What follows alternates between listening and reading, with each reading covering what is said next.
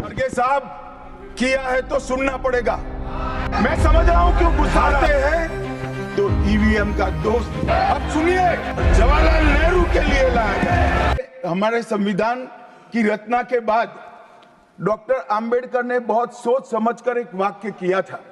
मैं आंबेडकर जी के वाक्य को सदन के सामने प्रस्तुत करना चाहता हूं।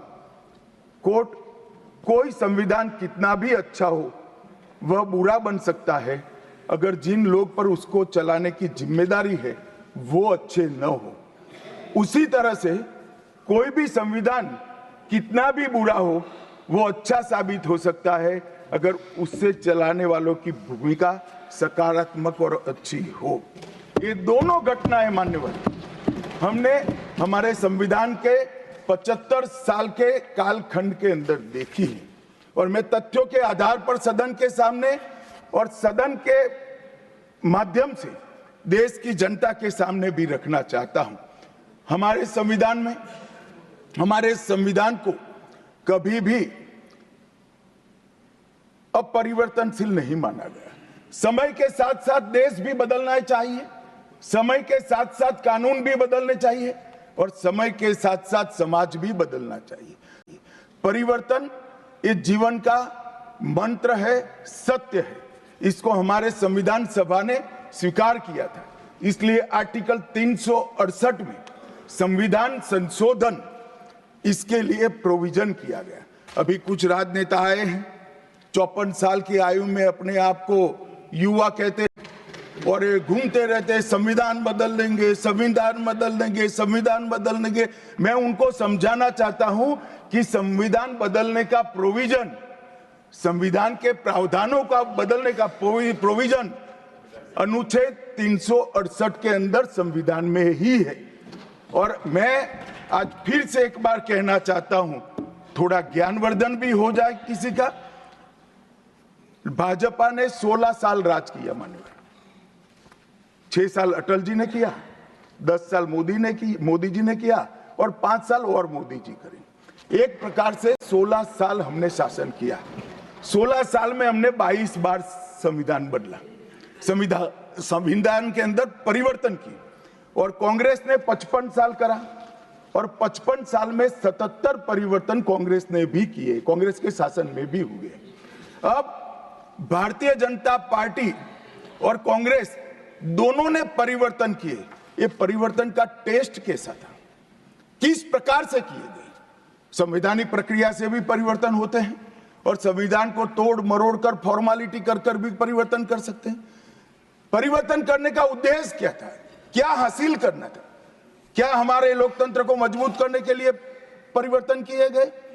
क्या हमारे जिनको अधिकार नहीं है ऐसे लोगों को समकक्ष अधिकार लेने के लिए परिवर्तन किए गए, या अपनी राज्य सत्ता को टिकाने के लिए परिवर्तन? इस पर से ही पार्टी का कैरेक्टर, पार्टी के चलने की पद्धति और पार्टी का संविधान में विश्वास, ये सबको मालूम पड़ता है। मैं ज्यादा संविधान के संशोधन में नहीं जाऊंगा मान्यवर। दोनों प्रमुख दलों के 4 संविधान संशोधन को मैं लेना चाहूंगा। पहला संशोधन हुआ 18 जून 1951 में। संविधान सभा ने ही ये संशोधन करना पड़ा, क्योंकि संविधान बनाने के बाद, संविधान स्वीकारने के बाद आम चुनाव में जाने तक का भी धैर्य कांग्रेस पार्टी में नहीं था। अभी लोकसभा नहीं बनी थी, अभी राज्यसभा नहीं बनी थी, और संशोधन लेकर आए। अब उसका उद्देश्य क्या था? 19A जोड़ा गया। 19A जोड़ा गया, वो किस लिए जोड़ा गया? अभिव्यक्ति की आजादी पर स्वतंत्रता को, अभिव्यक्ति की आजादी, अभिव्यक्ति की स्वतंत्रता को कर्टेल करने के लिए पहला सुधार आया। और किसने किया मान्यवर? उस वक्त प्रधानमंत्री कौन था? श्रीमान जवाहरलाल नेहरू उस वक्त प्रधान। आप बता चुके। अब मान्यवर,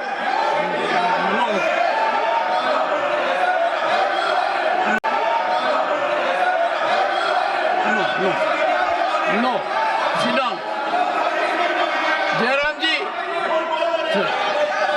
He is not yielding.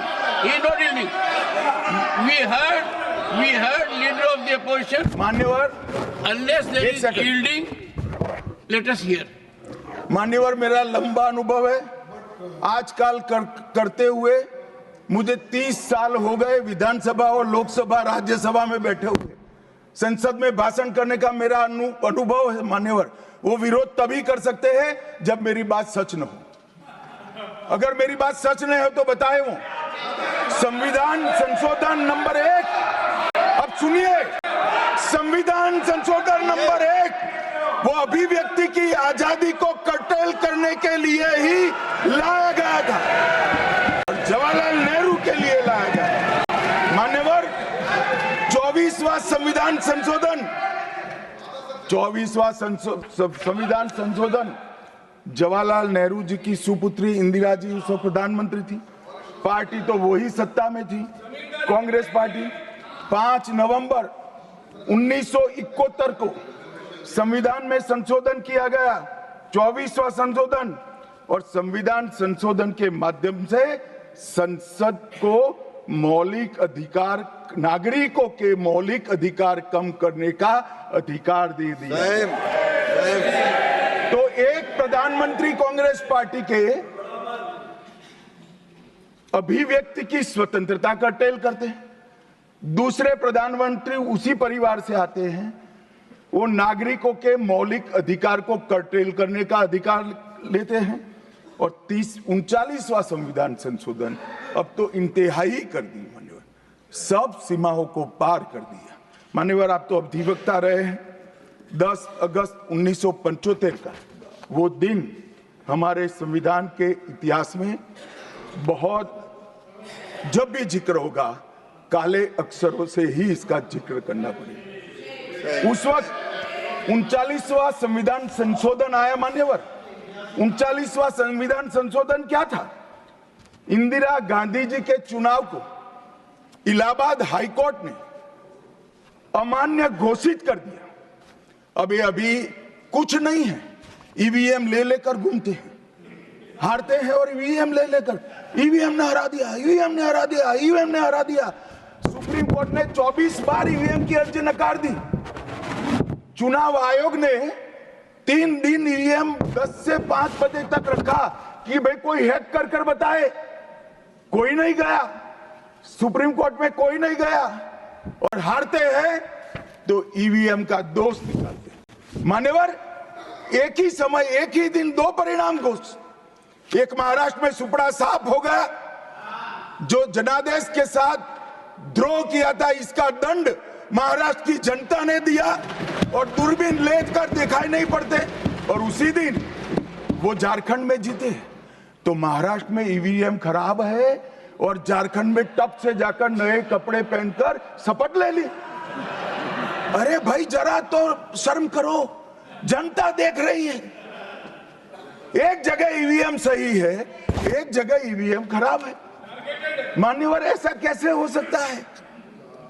और मान्यवर, यहां पर इलाहाबाद हाईकोर्ट ने इंदिरा गांधी जी के चुनाव को निरस्त कर दिया, अमान्य किया, और उन्होंने संशोधन से प्रधानमंत्री पद की न्यायिक जांच पर भी प्रतिबंध लगा दिया। आपको जो करना है वो करो, कोई न्यायिक जांच नहीं है।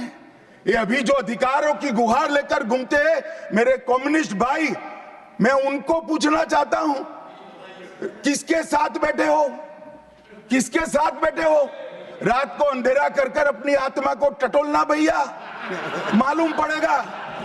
और ये संविधान संशोधन मान्यवर रिट्रोस्पेक्टिव इफेक्ट से किया गया कि पुराना भी मुकदमा है तो वो खारिज हो जाएगा। कभी ऐसा होता है? हमारे प्रधानमंत्री तो कहते हैं मैं प्रधानमंत्री नहीं हूं, प्रधान सेवक। और कोई कहता है कि मुझ पर मुकदमा नहीं हो सकता, मैं शासक हूं, शासक के खिलाफ उंगली नहीं उठाई जाती। भले संविधान ने अधिकार दिया, वो अधिकार हम समाप्त कर देते हैं। और मान्यवर, ऐसे ऐसे सुधार किए हैं। मान्यवर, उस वक्त भी श्रीमती इंदिरा गांधी थी, और 42वां संविधान संशोधन आया। मान्यवर, अभी अभी सुबह दूसरे सदन में वन नेशन वन इलेक्शन का बिल पेश हो रहा था। सारी कांग्रेस पार्टी और इनके साथी दल लोकसभा को, विधानसभा और लोकसभा का कार्यकाल बदलने का अधिकार नहीं है। मैं सुन रहा था, है नहीं है तो जब बिल आएगा तब चर्चा करेंगे। परंतु भाई आपने क्या किया? 42वें संशोधन से 3 जनवरी को लोकसभा और राज्य की विधानसभाओं का सामान्य कार्यकाल 5 वर्ष से बढ़ाकर 6 साल कर दिया। क्यों किया? कि अभी चुनाव होगा तो हम हार जाएंगे, इसलिए लोकसभा को ही लंबा कर दो। इतनी निर्लज्जता के साथ विश्व में कोई संविधान संशोधन नहीं हुआ होगा। मान्यवर, दूसरा, कुछ कानून पारित करने थे।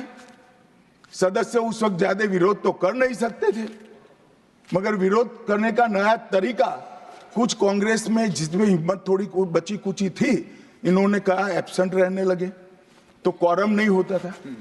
तो फरवरी 1 को संविधान संशोधन किया कि संसद और राज्यसभा में क्वारम की आवश्यकता नहीं है। वाह, 5 लोग भी है तो चला लो भाई। इसके बाद राष्ट्रपति शासन की अवधि,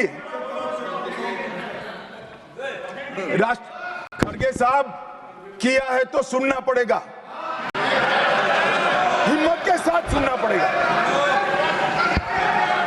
मान्यवर, राष्ट्रपति शासन की अवधि 6 महीने तक बढ़ा दी। मान्यवर, ये 4 संशोधन, मैं समझ रहा हूं क्यों गुस्सा आ रहा है, मान्यवर। Sir, he is not yielding. Honorable Home Minister is not yielding. Are you yielding, sir? मान्यवर, मैं आपको एड्रेस करूंगा।